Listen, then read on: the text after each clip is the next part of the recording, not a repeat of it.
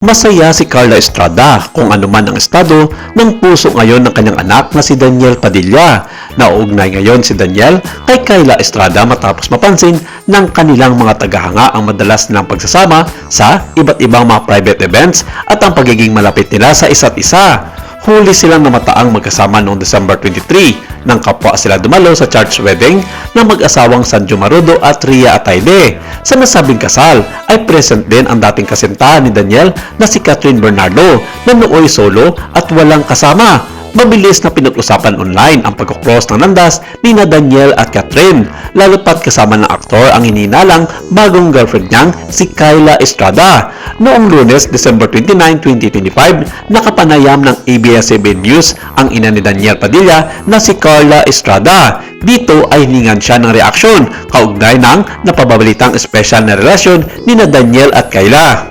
Ayon kay Carla, kung ano man ang posibleng namumuong relasyon ng dalawa ay ayaw niyang pangunahan ang mga ito dahil naniniwala at may tiwala siya sa anak na si Daniel Padilla. Wala rin umanong kaso kay Carla kung si Carla man ang nobya sa ngayon ni Daniel dahil kilala na raw niya ito noon pa man, pati na ang mga magulang ng aktres. Saan niya? Nasa edad na kasi sila, so manggagaling na lang sa kanila dahil hindi na rin naman ako para manguna. Hayaan na natin kung ano yung nakikita natin.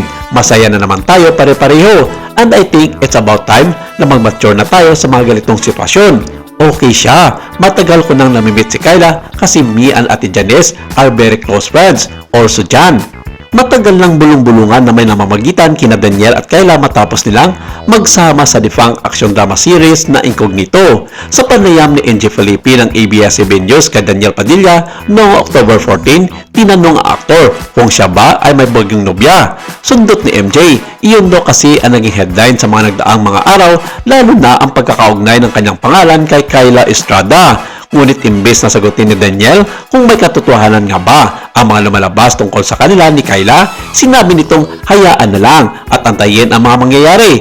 Nasa tao na daw kung ano ang kanila makikita ay yun na yun. Wala namang masama magka-girlfriend ulit dahil matagal na siyang hiwalay sa ex nitong si Catherine Bernardo. So, ang verdict ng mga showbiz insiders at ng ilang mga netizens, yun na yun na kumpirmado ang lahat ng mga sinasabi ni Daniel ayon na rin sa kanyang inang si Carla Estrada.